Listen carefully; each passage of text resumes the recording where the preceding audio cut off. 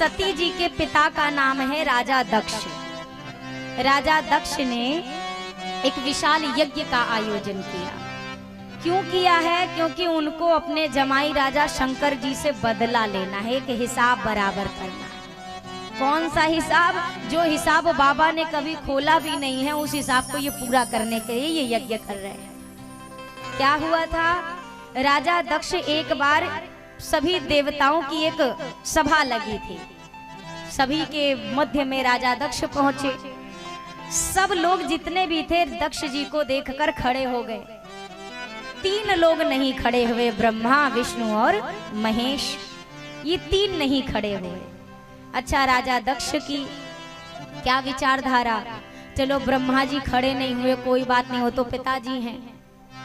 विष्णु भगवान नहीं खड़े हुए, कोई बात नहीं, हो तो भगवान हैं। इस शंकर काहे नहीं खड़ा? वही तो हमारा जमाई है, और मेरा जमाई ससुर जी के आने पे खड़ा नहीं हुआ। व्यक्ति की प्रवृत्ति बड़ी अजीब है।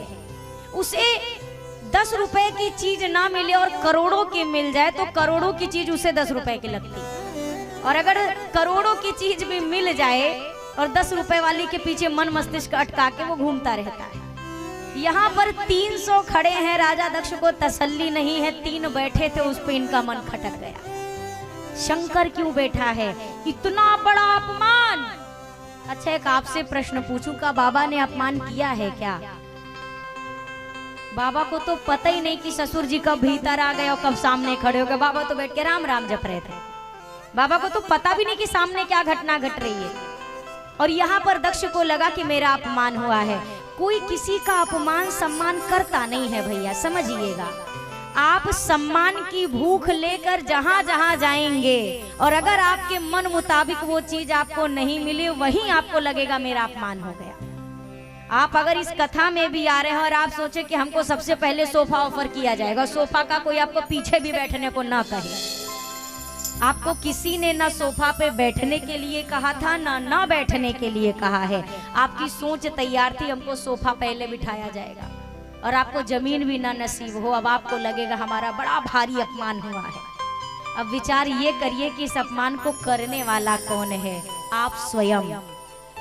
आपने अपने मन में जो सम्मान की चाह है वही आपको अपमानित महसूस करा रही है।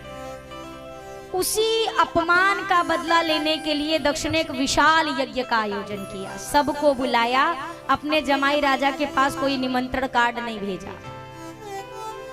सारे देवता विमानों से जाने लगे। मैया ने नीचे बैठे हुए देखा ऊपर, ये सब कहाँ जा रहे हैं स्वामी? बाबा ने कहा आपके पिता के यहाँ एक बड़ा भारी यज्ञ है, ये सब वहीं जा रहे हैं। मैया ने कहा तो पिता के यहाँ तो मुझे भी चले जाना चाहिए। बाबा ने कहा पर यह अनुचित नहीं नियमत पठावा। अनुचित बात यह है सती कि आपके पिता ने कोई न्योता नहीं दिया है अभी तक। मैया ने कहा पर बेटी को पिता के यहाँ जाने के लिए किस निमंत्रण की आवश्यकता? वो तो बिना बुलाए जा सकती है, मैं भी चली जाऊं। बाबा ने कहा बात तो सही है, पर अगर आपके जाने से सामने वाले के मन में प्रसन्नता नहीं हो रही है तो ऐसी जगह पर बिना बुलाए भी जाना नहीं चाहिए। आवत ही हर्षे नहीं, नैनन नहीं सने, तुलसी तहाँ न जाइए, चाहे कंचन बरसे में। ये गोस्वामी जी का कहना, बिना बुलाए नहीं। अब मैया ने बार बार कहा तो बाबा ने विदा किया। मैया आगे पहुंची, 2 गणों के साथ गई हैं। जितने भी लोग थे सबको राजा दक्ष का सख्त आदेश है, कोई मेरी बेटी का सम्मान नहीं करेगा। केवल एक माँ प्रसूति प्रेम से मिली और कोई नहीं मिला। भगिनी मिली बहुत मुस्काता, गोस्वामी जी ने लिखा है। कोई आपको देखकर थोड़ा मुस्कुराए तो ये औपचारिकता है, एक ये व्यवहारिक दृष्टिकोण है। और कोई देखकर आपको ज्यादा मुस्कुराने लगे तो समझ जाओ इसके पीछे कोई खोट है। अब आप कहीं जाइए और कहे, जैसे आपको देखकर कोई अच्छा आप आए हैं, ये उचित है। कोई अरे आप भी आए हैं, आप भी, इसका मतलब आपको आना नहीं चाहिए था। माँ जब पहुंची, बहनें बहुत मुस्कुरा मुस्कुरा कर मिलने लगी। मैया ने कहा मैं यज्ञ मंडप में जाना चाहती हूँ। सती जाई देखे तब जागा कतहु न दीख शंभु कर भागा। सती जाई देखे जब जागा कतहु न दीख शंभु कर भागा। सुनहु सभासद सकल मुनिंदा कहे सुनीने शंकर सुनहु सभासद सकल मुनिंदा कही सुनी दिन शंकर निंदा। फल तुरत लहब सब काहू भली भांति पछताव पिता। तो फल तुरत लाभ सब काहू भली भांति पछताव पिताहू। अस कहि जोग अग्नि तनु जारा भयउ सकल मख हाहाकारा।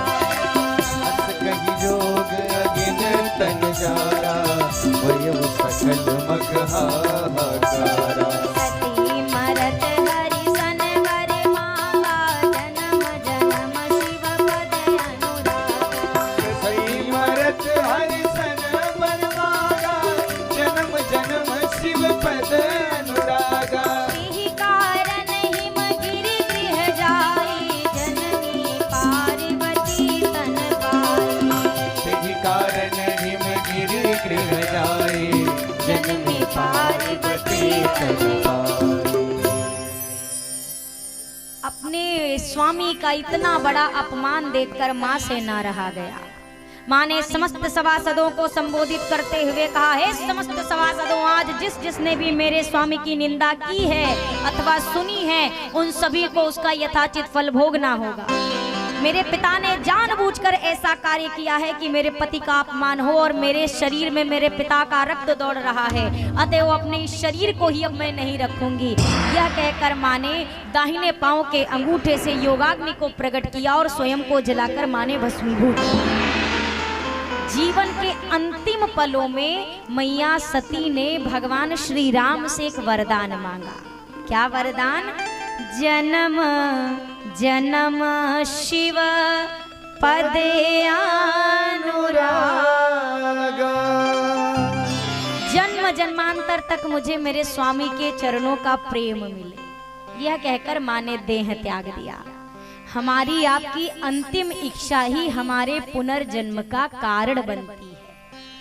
जैसी भावना लेकर शरीर छूटे उसी हिसाब से दोबारा जन्म लेना पड़ता है।